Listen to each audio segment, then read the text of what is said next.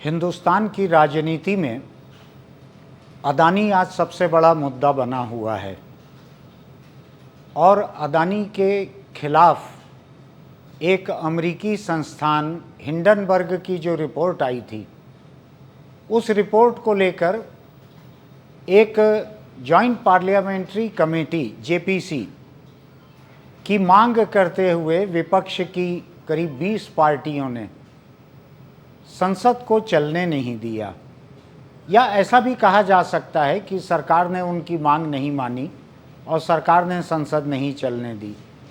जिस नज़रिए से देखें उससे लगेगा कि किसने नहीं चलने दी, लेकिन वो एक अलग बात है। आज जो बात यहाँ पर ज़रूरी है वो ये है कि इन 20 पार्टियों में, जिसमें कांग्रेस सबसे अधिक मुखर है, कांग्रेस के नेता राहुल गांधी लगातार अडानी के खिलाफ जिस तरह की एक मुहिम चला रहे हैं, उसमें न केवल केंद्र में संभव एक गठबंधन, बल्कि महाराष्ट्र में जो एक गठबंधन चल रहा है, जिसमें कांग्रेस, एनसीपी और शिवसेना ये शामिल हैं। ये सरकार में भी थे, फिर शिवसेना में एक सत्ता पलट हो गया तो ये गठबंधन बाहर हो गया सरकार से। इस गठबंधन के महाराष्ट्र के सबसे वरिष्ठ नेता शरद पवार ने एक बयान दिया है। वो बयान उन्होंने बयान के शक्ल में नहीं दिया है।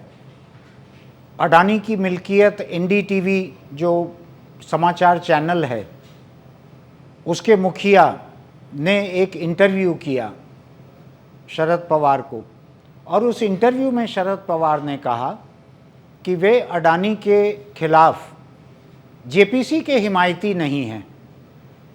वे ये मानते हैं कि सुप्रीम कोर्ट की निगरानी में जो जांच कमेटी जांच करने वाली है हिंडनबर्ग रिपोर्ट की, अडानी की, वो जांच कमेटी अधिक काबिल रहेगी, अधिक माकूल रहेगी इस जांच के लिए, ये उन्होंने कहा है। उन्होंने कहीं भी अडानी के खिलाफ जांच नहीं होनी चाहिए ऐसा नहीं कहा। हालांकि उन्होंने एक और लाइन कही है कि इस देश को अडानी और अंबानी का अर्थव्यवस्था में जो योगदान रहता है उसको भूलना नहीं चाहिए, उसको भी याद रखना चाहिए।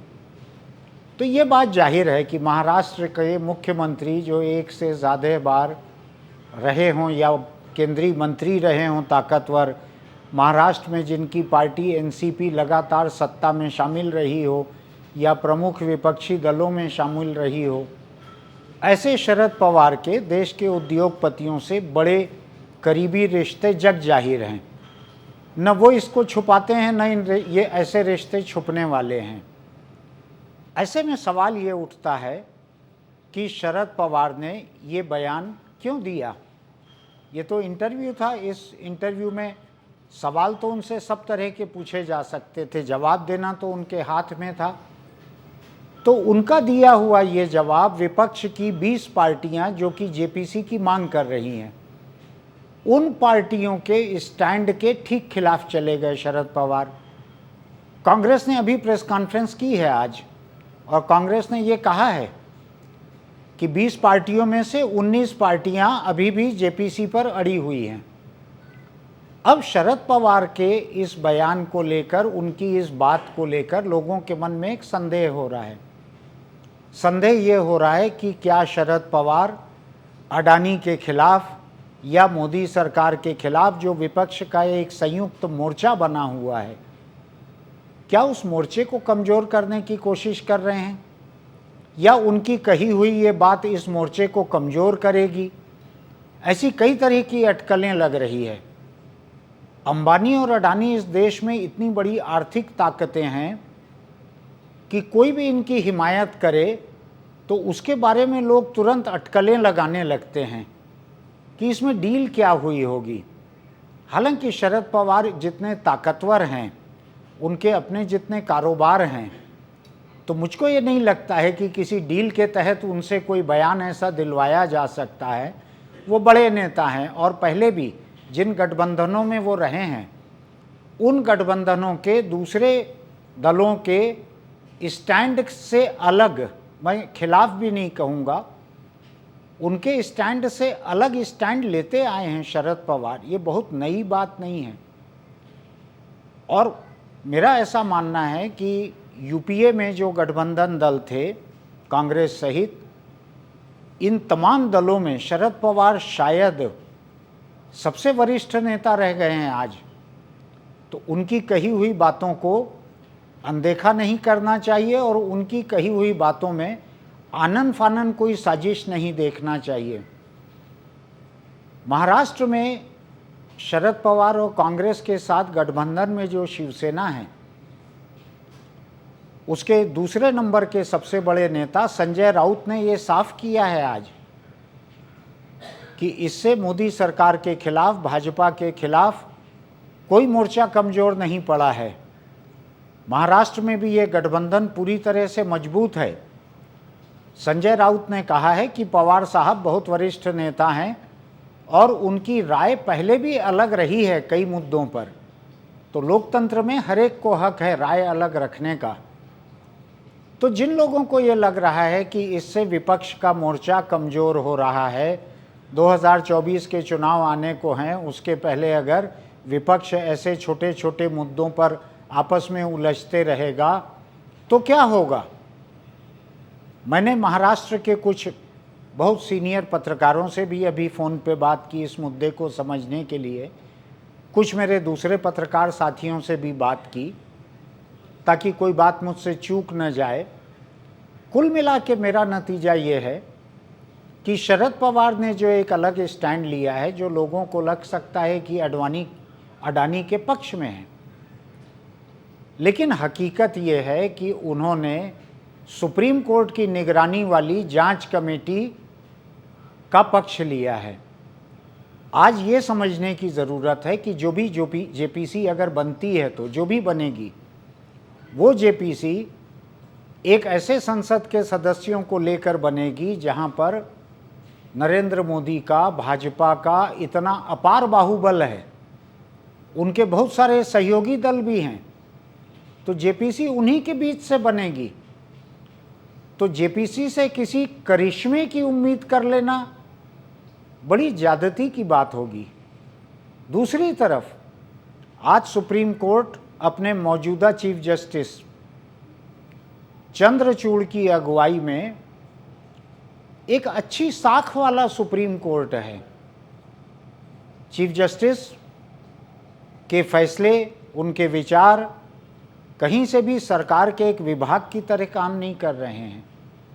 जैसा कि देश की एक सबसे बड़ी समाचार पत्रिका ने अपने कवर पेज पर अभी दिखाने की कोशिश की है। इंडिया टुडे नाम की जो एक सबसे बड़ी समाचार पत्रिका है हिंदुस्तान की, उसने अब अपने कवर पेज पर मोदी और उनके साथ में उनके कुछ एक मंत्री, एक फौजी अफसर और मोदी के पीछे खड़े हुए जस्टिस चंद्रचूड़ को दिखाया है, मानो कि वो सरकार का हिस्सा हों। तो ये कवर पेज नाजायज़ था। सुप्रीम कोर्ट की साख अच्छी है, तो अगर सुप्रीम कोर्ट की निगरानी में कोई एक कमेटी अडानी के ऊपर हिंडनबर्ग के लगाए हुए आरोपों की और दूसरे पहलुओं की अगर जांच करने जा रही है, तो जैसा कि शरद पवार का मानना है, मैंने भी कुछ घंटे इस विषय पर मेहनत की है, मेरा भी यही मानना है कि एक जेपीसी के मुकाबले सुप्रीम कोर्ट निगरानी वाली कमेटी बेहतर होगी। ऐसा मैं इसलिए भी कह रहा हूँ कि हिंदुस्तान में जेपीसी का एक थोड़ा सा इतिहास भी है। आप लोगों को याद होगा सबको, जब राजीव गांधी प्रधानमंत्री थे और बोफोर्स को लेकर उनके ऊपर कई तरह के आरोप लगे, जिस वक्त बोफोर्स हिंदुस्तान में भ्रष्टाचार का समानार्थी शब्द बन गया था। लोग कहते थे हमारे गांव में बोफोर्स हो गया है, उस ऑफिस में बोफोर्स हो गया है, ऐसा कहा जाता था। ऐसे बोफोर्स की जांच के लिए विपक्ष के भारी दबाव में एक जेपीसी बनी थी और उस जेपीसी का नतीजा क्या हुआ? जो एक भ्रष्टाचार सतह पे तैरते हुए दिखता था, उसको जेपीसी ने अपनी जांच के बाद ये क्लीन चिट दे दी कि ऐसा कोई भ्रष्टाचार नहीं हुआ है। तो जेपीसी को लेके बहुत ज़्यादा उम्मीदें नहीं करनी चाहिए।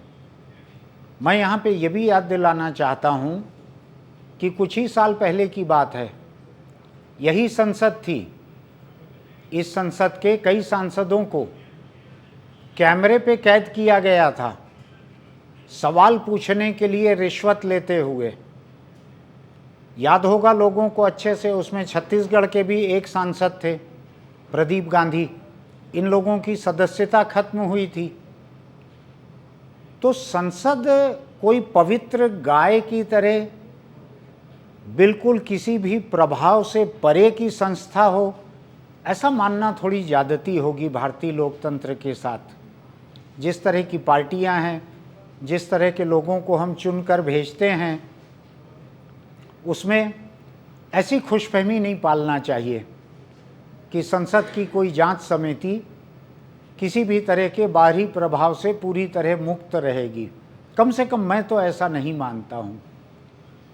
दूसरी बात यह है कि जो विपक्षी मोर्चा है, महाराष्ट्र का हो चाहे दिल्ली का हो, ये विपक्षी मोर्चा बहुत सारे अलग अलग मुद्दों पे वैसे भी असहमति रखता है। राहुल गांधी आए दिन सावरकर को लेकर कुछ न कुछ कहते हैं और महाराष्ट्र की शिवसेना उसके लिए सावरकर आराध्य लोगों में से एक हैं। शिवसेना को अपने मराठी क्षेत्र को, अपने बुनियाद को देखना है, तो वो हर बार राहुल के बयान का विरोध करती है। लेकिन गठबंधन चल रहा है, गठबंधन नहीं टूटा है, वो और बड़ा भावनात्मक मुद्दा है, लेकिन गठबंधन चल रहा है।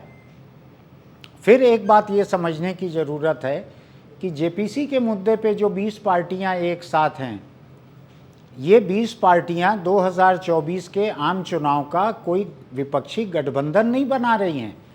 हो सकता है इसमें से कई पार्टियां ऐसे किसी गठबंधन से बाहर हों। हो सकता है कि इन 20 पार्टियों में से ऐसे 2 गठबंधन बन जाएं, एक कांग्रेस के साथ बन जाए, एक ममता या चंद्रशेखर राव के साथ बन जाए। अलग अलग कई चीज़ें हो सकती है। ये एक मुद्दे को लेकर साथ हैं कि अडानी के खिलाफ जेपीसी बने। केवल यही एक कॉमन मिनिमम प्रोग्राम है। इसलिए इस कॉमन मिनिमम प्रोग्राम को पवार का बयान न तो चौपट कर रहा है, न कमज़ोर कर रहा है। अब इसमें एक बात और समझने की ज़रूरत है कि पवार के इस बयान से हो क्या रहा है। क्या अडानी को साख मिल जा रही है? क्या मोदी सरकार के लिए सहूलियत हो जा रही है? ये दोनों ही चीज़ें नहीं हो रही, क्योंकि अडानी के खुद के चैनल पर एक इंटरव्यू में पवार ने ये बयान दिया है, एक सवाल के जवाब में कहा है। तो एक खास संदर्भ में इसको देखा जाएगा।